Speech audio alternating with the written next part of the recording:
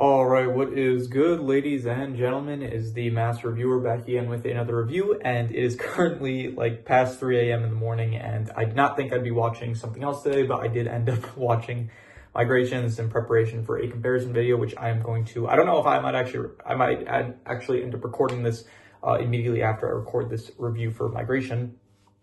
But yeah, so I did end up rewatching. I watched it before, I am rewatching it. And this is the second to last Illumination film, actually. And we already watched the second to last Blue Skies film. And so the next few videos are probably going to be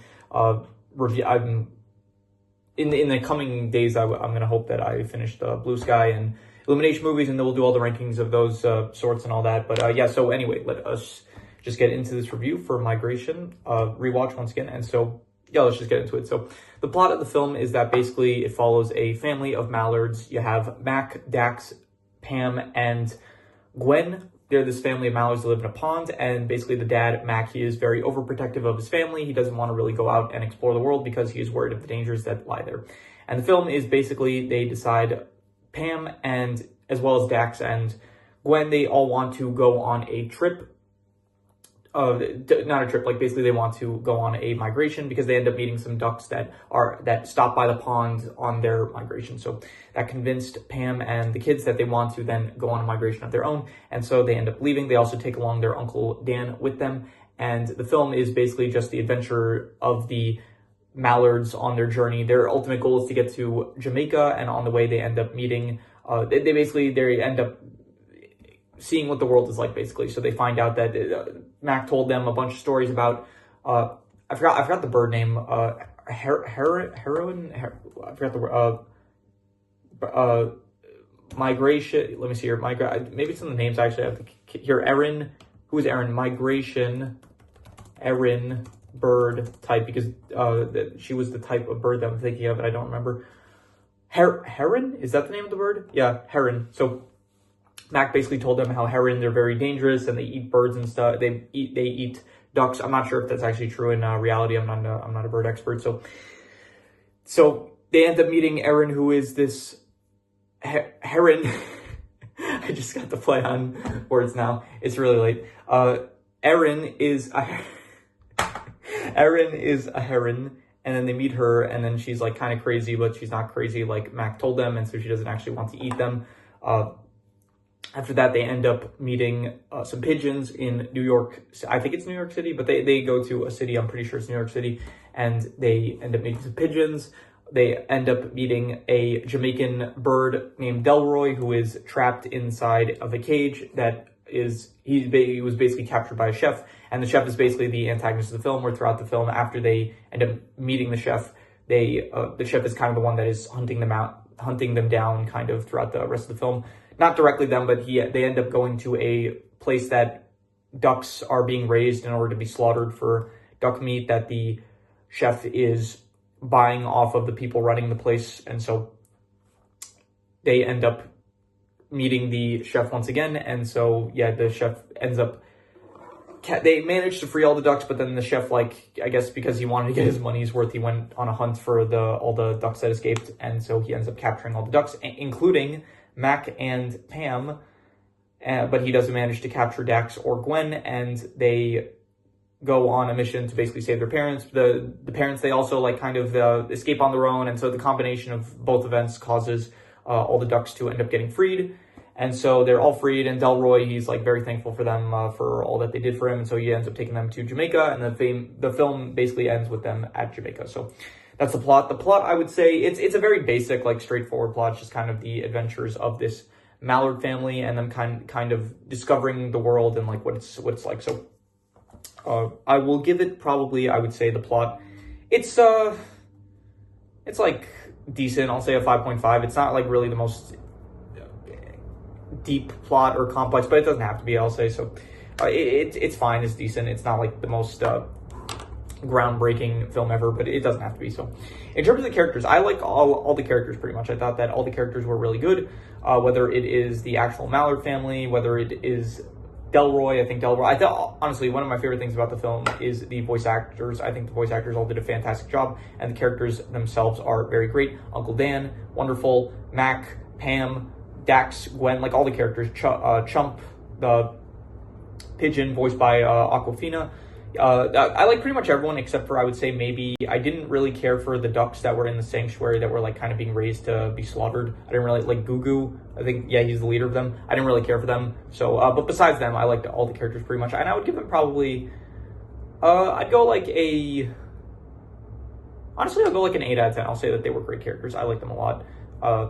I'm not going to go amazing, but I'll say, yeah, 8 out of 10, I'll say great. The chef was also like a bit one note, so that's another thing, kind of bring it down a bit. But I'll say great. I'll say that I like them a lot. So in terms of these settings, you do have the pond at the very start of the film. Other than that, you do have New York City. And I'm going to be honest, I'm getting a bit tired of just seeing New York City animated. Like, I guess recently I've just been watching maybe the last couple of films I've seen that were animated were a lot of Illumination films, which include The Secret Life of Pets, The Secret Life of Pets 2, the Super Mario Bros. Movie. There was another one that doesn't come to mind, but I'm pretty sure there's another film that takes place in New York City. So this one now. So it's like I'm getting a bit tired of seeing New York City animated in the Illumination style. So, but other than that, you did have, the pond was nice. I like the pond. Jamaica at the end looks like very beautiful and stuff. So the kitchen area in the actual, when they end up meeting, like quote unquote meeting the chef for the first time.